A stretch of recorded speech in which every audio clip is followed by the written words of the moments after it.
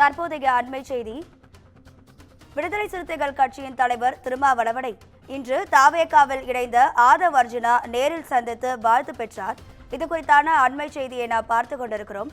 விசிகாவில் இருந்து விலகிய ஆதவ் அர்ஜுனா இன்று தாவேகாவில் இணைந்த நிலையில் விடுதலை சிறுத்தைகள் கட்சியின் தலைவர் திருமாவளவனை சந்தித்து வாழ்த்து பெற்றதாக செய்தி வெளியாகி இருக்கிறது. இது குறித்தான கூடுதல் தகவல்களை தருவதற்காக நமது தலைமை செய்தியாளர் சிவா இணைப்பில் இருக்கிறார். சிவா வணக்கம், உங்க விரிவான தகவல்களை சொல்லுங்க. ராதிகா, தமிழக வெற்றி கழகத்தினுடைய பொதுச் செயலாளராக தேர்தல் பிரச்சாரம் குழுடைய பொதுச் செயலாளர் என்ற ஒரு பொறுப்பு இன்று தினம் ஆதவ் அர்ஜுனாவுக்கு வழங்கப்பட்டிருக்கக்கூடிய நிலையில முதல் பொறுப்பு கிடைக்கப்பெற்ற உடனேயே அவர் சந்தித்த முதல் நபர் விடுதலை சிறுத்தைகள் கட்சியினுடைய தலைவர் தொல் திருமாவளவன்.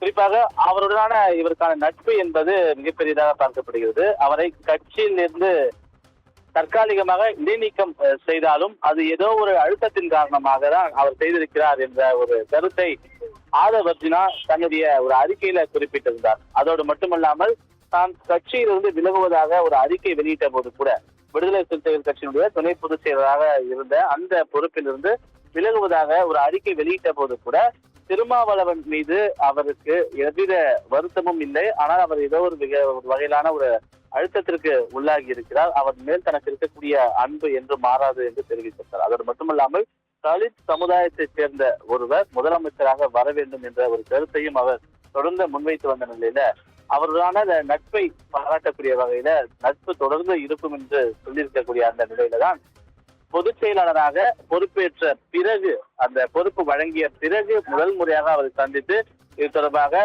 வாழ்த்தை பெற்றிருக்கிறார். இந்த சந்திப்பு தற்போது அசோக் நகரில் இருக்கக்கூடிய விடுதலை சிறுத்தைகள் கட்சியினுடைய தலைமை அலுவலகத்தில் நடைபெற்றிருக்கிறது. எனவே இருவரும் அரசியல் சம்பந்தமாக நீண்ட நிறைய கருத்துக்கள் பேசியிருப்பதாகவும் தகவல் வெளியாக இருக்கக்கூடிய நிலையில இந்த சந்திப்பு என்பது மிகவும் ஒரு முக்கியத்துவம் வாய்ந்ததாக பார்க்கப்படுகின்றது.